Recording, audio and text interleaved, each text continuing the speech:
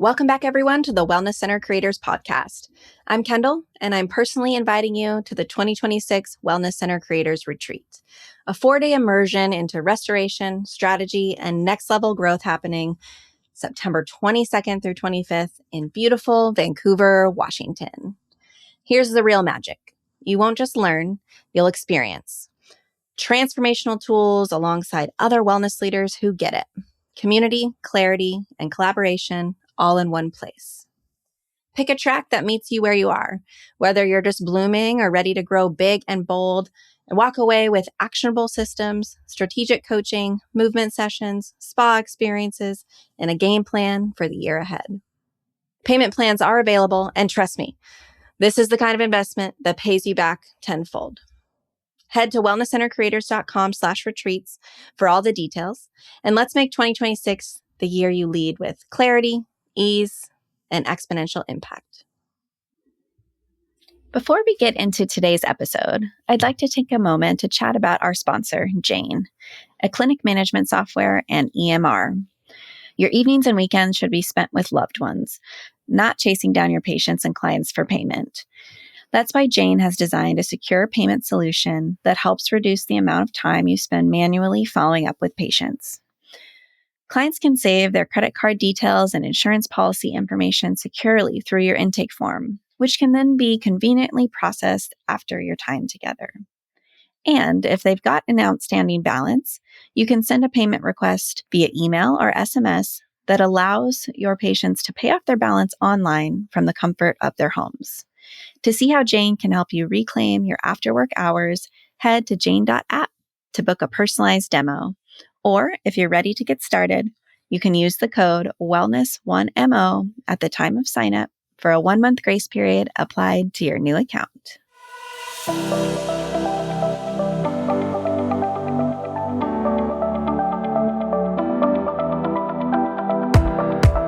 Hi there, and welcome to the Wellness Center Creators Podcast. I'm Kendall Hagenson. And I'm Anna Rudell. We're thrilled to have you join us on this journey of creating innovative, patient-centered wellness centers. As experienced health and wellness providers, we've seen firsthand the challenges of delivering comprehensive, holistic care to our patients. That's why we created this podcast, to share the knowledge, strategies, and insights we've gained from our own experiences and from connecting with experts in the field. Each episode, we'll dive into a different aspect of building and growing a successful wellness center, from developing a strong multidisciplinary team to implementing cutting-edge technologies and treatment approaches.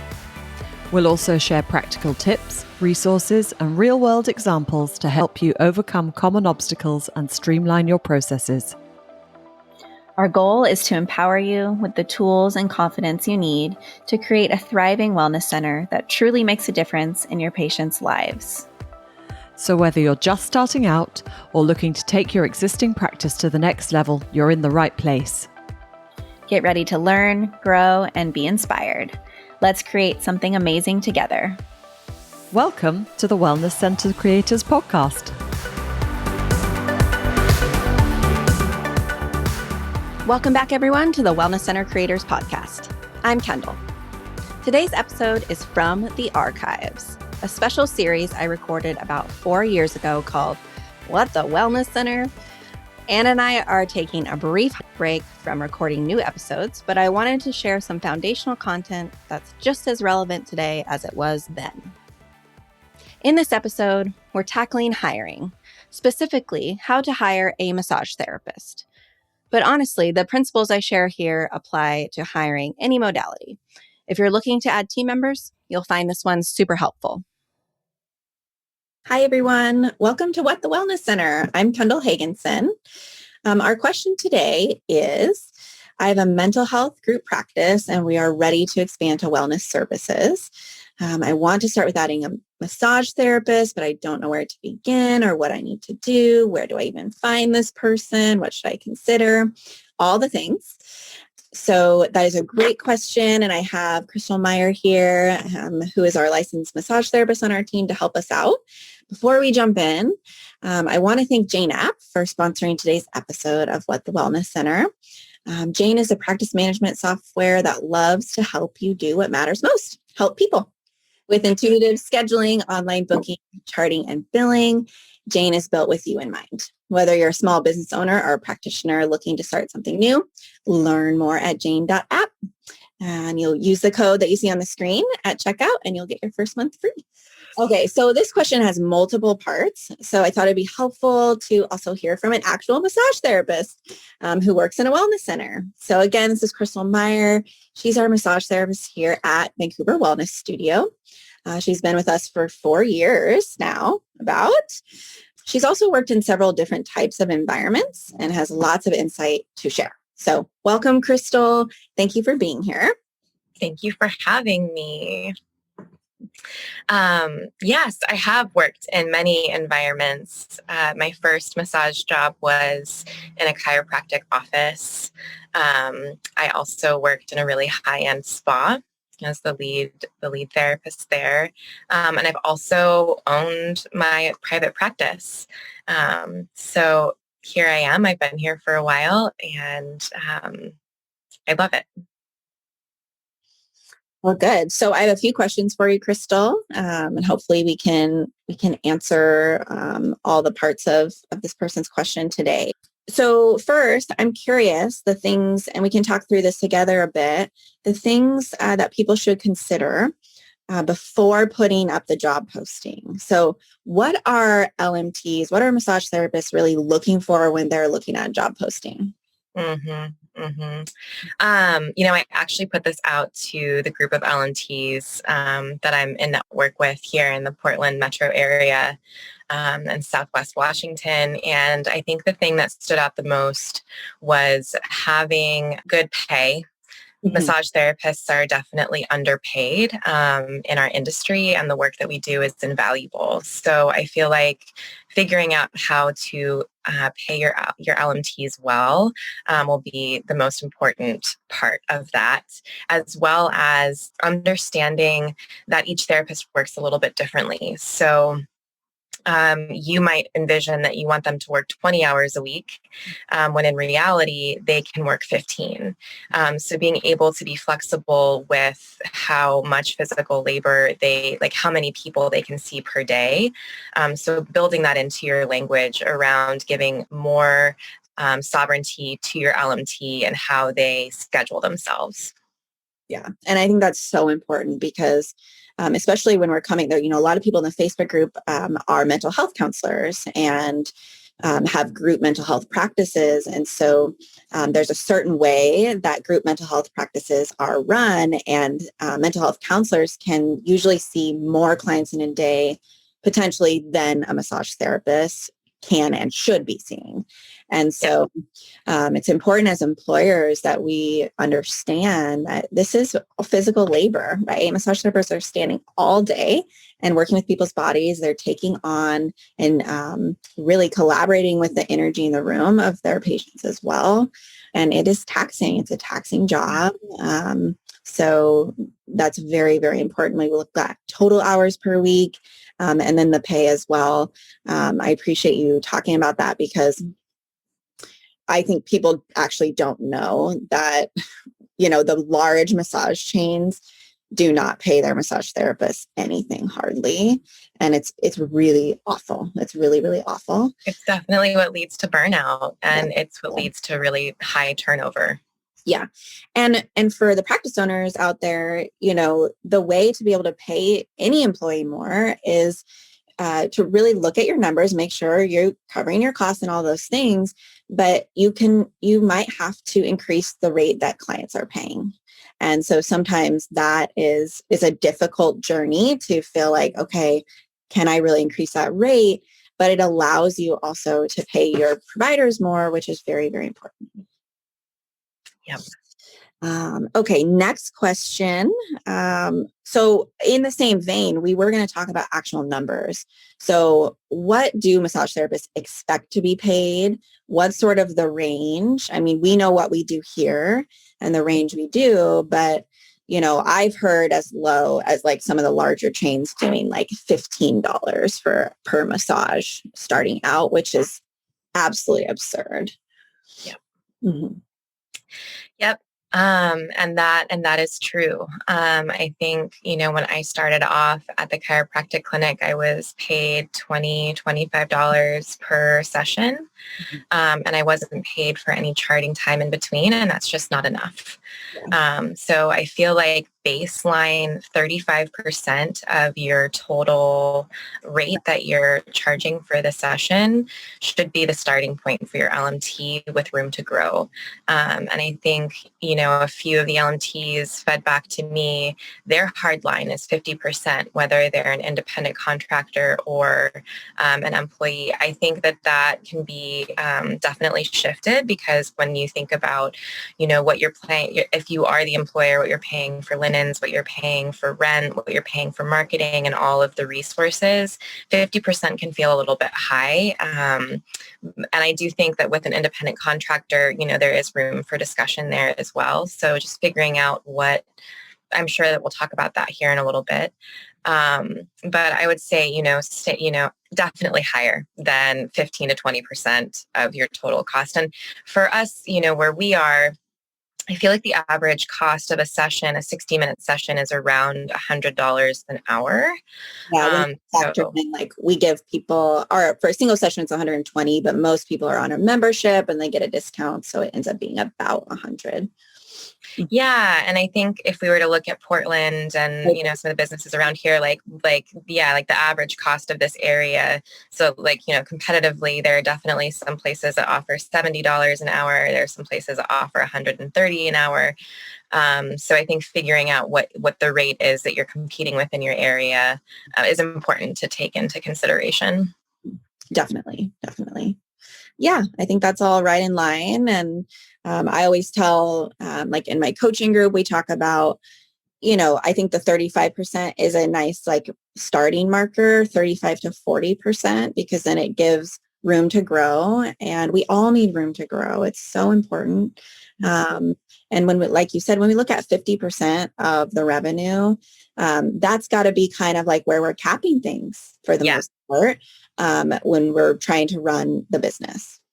And so the way we do it here, because people will ask pretty often, like how we pay our employees, like the structure. And so we have a flat rate that we pay for practitioner sessions. So it's paid per session. And then we also pay an administrative rate for all other duties that our practitioners do here, which not everyone pays for administrative tasks. So that feels important to value your employees' time. Okay, so what are some legal things to consider? This is the next question I want to discuss. When we look at hiring a massage therapist, what are legal things we need to consider? Liability insurance, licensure, anything else that comes to mind there? Yeah, ADA accessibility, making sure that, depending also on the clientele that you envision your clinic working with. And I feel like these things shift a little bit from state to state. So really getting into the nitty gritty is always important. And yeah, like you mentioned, liability insurance, and making sure that your practitioners have added your name to their, additionally insured. Licensure, making sure that the licenses are up to date. I think that's something that I really appreciate about working here, Kendall, is that one of the benefits that you give here is helping with continuing education, which I just feel is really valuable, and not every place offers that. And so that's just a way that I feel really, really cared for. Yeah, I think that covers the list from what I know. Yeah, and it depends on the state, like you said. And so sometimes there's a lot of rules about okay, they need to have a sink that is not the bathroom sink, right? Have access to that.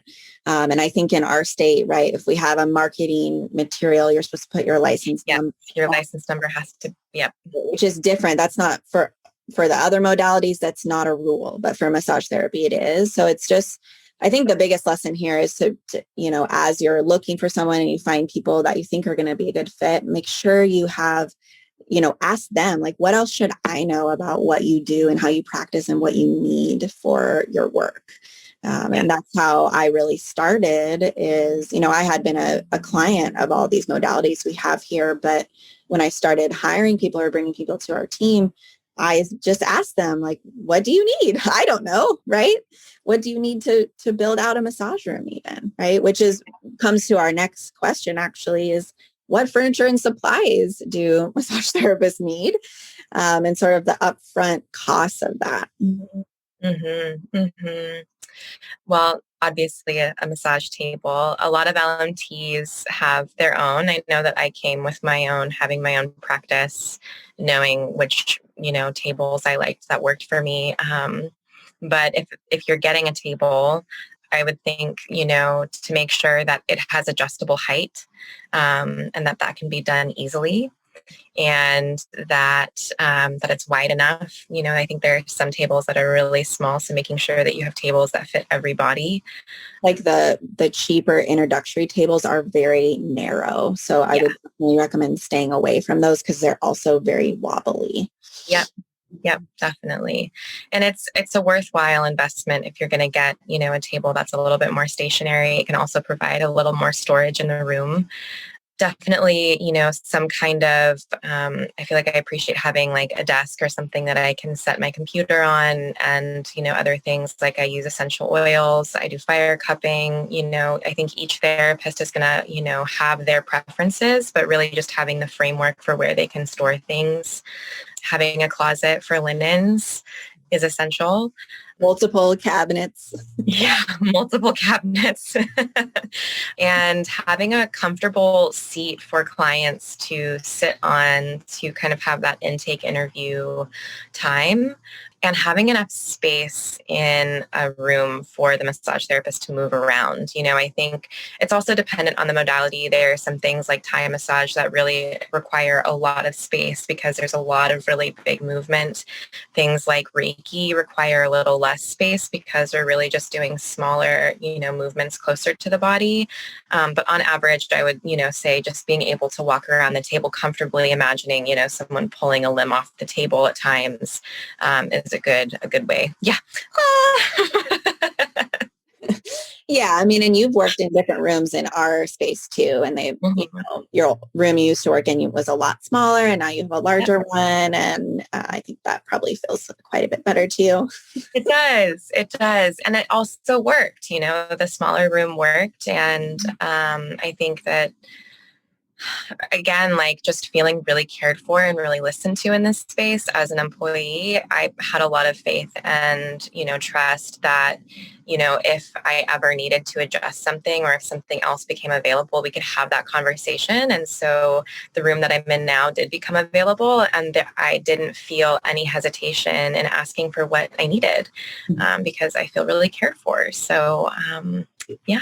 Yeah. And like Crystal's saying, each massage therapist is going to have, and all practitioners, right? Everyone has their own style, that have their own tools that they need. I remember a while back when you asked, hey, can we get a hydroculator? Yeah.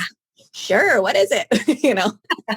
A lot of times we don't know what these things are, but it's actually really cool and really helpful. And it brings a lot of value to client sessions. So it's fun to learn about those things that we can add in and can be a good investment for the business and help everyone. So just really asking your providers, asking your interviewees, what they need to, there's those essential things, like what do you need to start seeing clients? Right. Yep. And then there's those kind of extra things, like what would you love to offer, like hot stone therapy or, CBD massage or whatever it is. Yeah. Mm-hmm. Cool. Well, is there anything else you'd like to add, Crystal? I think getting clear on what kind of style you feel would work best for your team and kind of what your goals are. So for our wellness clinic here, we have a large amount of mental health therapists on our team, and we really know how to work with complex trauma. And so, I think it makes sense that the modalities that I practice, which are more rooted in craniosacral and really gentle modalities, I fit in really well with the clientele here because I'm also trauma informed. I think if you're looking for more, pain management, or, if there are other things that you're looking for, getting to know the very wide a range of modalities that massage therapists offer is really helpful. And, personality always matters. And maybe there's a therapist that's going to bring a new modality that you haven't heard of. But just getting familiar, I think, with the basics of, what's out there really can help. Yeah.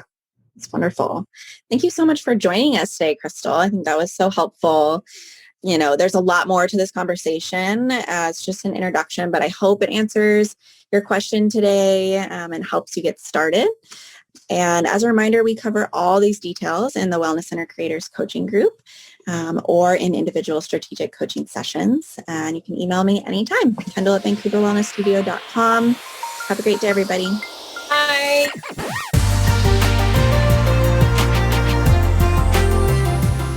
Thank you for tuning in to the Wellness Center Creators podcast. We hope you found this episode informative and valuable. If you enjoyed the show, please consider subscribing and leaving a rating and review. Your support helps us reach more health and wellness professionals like you. For additional resources, show notes, and more episodes, visit our website at wellnesscentercreators.com. We'd love to connect with you and hear your thoughts, experiences, and questions. Feel free to reach out to us through our website or social media channels. Once again, thank you for listening. We appreciate your dedication to providing exceptional patient care. Join us next time as we continue exploring the world of wellness center creation. Until then, take care and keep making a difference. Thanks for listening to the Wellness Center Creators podcast.